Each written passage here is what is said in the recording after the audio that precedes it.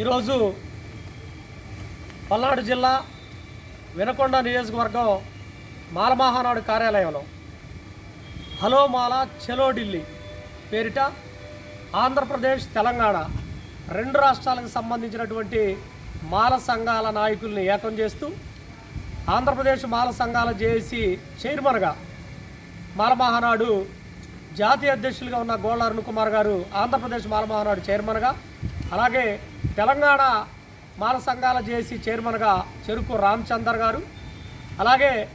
మాలమహానాడు మరో జాతీయ అధ్యక్షులు తాళ్లపల్లి రవి గారు, అలాగే ఆంధ్రప్రదేశ్లో అలగా రవికుమార్ గారు మాలమహాసేన, అంబటి కొండలరావు గారు జేబీఎం పీపుల్స్ జేఏసీ అధ్యక్షులు, అలాగే సిద్ధాంతుల కొండబాబు ఆంధ్ర మాలమహానాడు, ఎనిగిపాటి విజయ్, గొల్లా కిరణ్ తదితరులు ఇంకా ఆంధ్రప్రదేశ్ తెలంగాణ రెండు రాష్ట్రాలకు సంబంధించిన మాల సంఘాలు ఏకంతో ఆగస్టు 9న హలో మాల చలో ఢిల్లీ పేరిట ఈ రాష్ట్రంలో ఈ దేశంలో ఏదైతే ఎస్సీ వర్గీకరణ కాలం చెల్లినటువంటి వర్గీకరణను గతంలో సుప్రీంకోర్టు కొట్టివేసినటువంటి వర్గీకరణను మాలామాదిగలను విడగొడుతూ మాలామాదిగల మధ్య చిచ్చుపెట్టి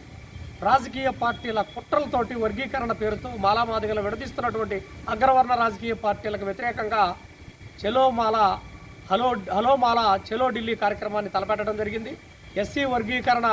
పార్లమెంటు సమావేశాల్లో బిల్లు పెట్టనివ్వకుండా ఏ రాజకీయ పార్టీ అయితే వర్గీకరణ అంశం గురించి మాట్లాడుతుందో, ఏ రాజకీయ పార్టీ అయితే వర్గీకరణ గురించి బిల్లు పెట్టాలనేటువంటి ఆలోచన చేస్తుందో ఆ రాజకీయ పార్టీల అంతం మాలల పంతం అనే నినాదంతో ముందుకెళ్తాం. రేపు ఏదైతే ఆగస్టు 9న చలో ఢిల్లీ పిలిపించామో ఆ చలో ఢిల్లీ కార్యక్రమానికి ఆంధ్రప్రదేశ్ రాష్ట్రంలో ఉన్నటువంటి మాలంతా కూడా వేలాదిగా తరలి రావాలని పిలుపునిస్తూ ఉన్నాం. అలాగే ప్రధానంగా వినకొండ నియోజకవర్గంలో గ్రామానికి ఈ హలో మాల చలో ఢిల్లీ కరపత్రాన్ని తీసుకెళ్ళాలి.